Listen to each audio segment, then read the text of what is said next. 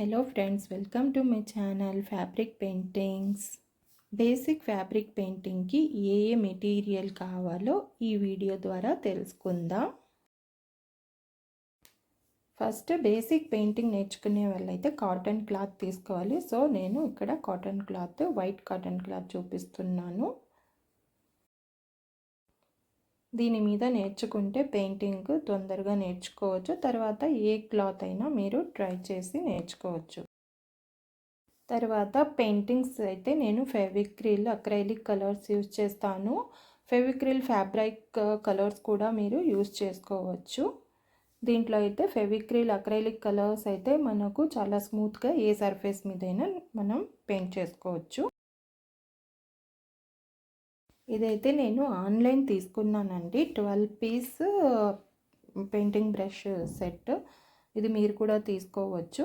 చాలా యూస్ఫుల్ అనుకుంటాను. దీనికి ఒక పౌచ్ ఇచ్చారు. డ్రై అయిన తర్వాత ఇందులో పెట్టుకొని మీరు ఎక్కడైనా మీరు ట్రావెల్ చేసేటప్పుడు కానీ ఎక్కడైనా మీరు దీన్ని తీసుకెళ్ళచ్చు. యూజ్ చేసుకోవచ్చు. మనకు చాలా యూస్ఫుల్గా ఉంటుంది. బ్రిసిల్స్ కూడా చాలా సాఫ్ట్గా ఉన్నాయి కాబట్టి బేసిక్గా మనం స్టార్ట్ చేసేటప్పుడు ఇలాంటివి తీసి మనం నేర్చుకుంటే చాలా యూస్ఫుల్గా ఉంటుంది. ఇది మాప్ బ్రష్ అంటారు. ఇవేమో నేను బార్డర్కి వేసుకోవడానికి ఫ్లాట్ బ్రషెస్ యూస్ చేస్తాను.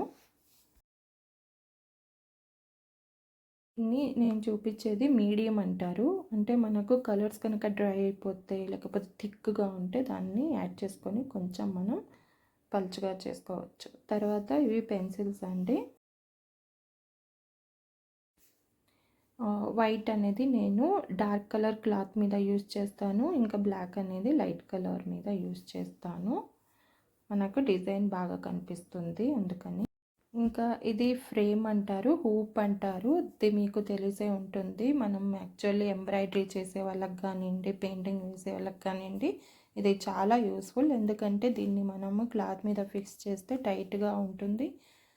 మరియు మనకు సాఫ్ట్ అంటే న్యాచురల్ లుక్ వస్తుంది పెయింటింగ్ వేసినా కానీ. Soft. Please subscribe, like and share. ఇది చాలా useful paintings. Thanks for watching.